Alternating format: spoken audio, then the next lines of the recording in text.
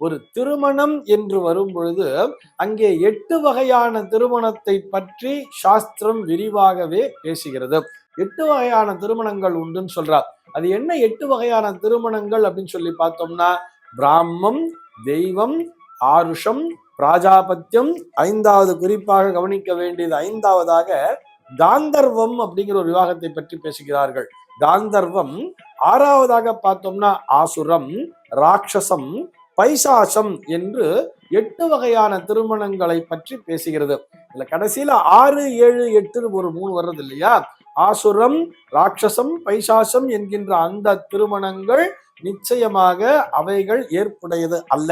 அவைகளை பற்றி அது நிறைய நல்ல பலனை தராது என்று அவைகளை ஒரு தீவைகளாக ஒதுக்கி வைக்கிறது.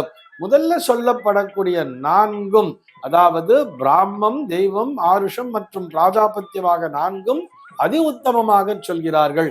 5வதாக சொல்லப்படக்கூடிய அந்த காந்தர்வ விவாகம் அப்படிங்கிறது வச்சிருக்கா இல்லையா, இது நல்லதும் இல்லை கெட்டதும் இல்லைங்கிற மாதிரி ஒரு சமநிலையாக வைத்திருக்கிறார்கள். இந்த காந்தர்வ விவாகம் என்பதைத்தான் நீங்கள் காதல் திருமணம் என்ற பெயரிலே இந்த காலத்திலே சொல்கிறீர்கள்.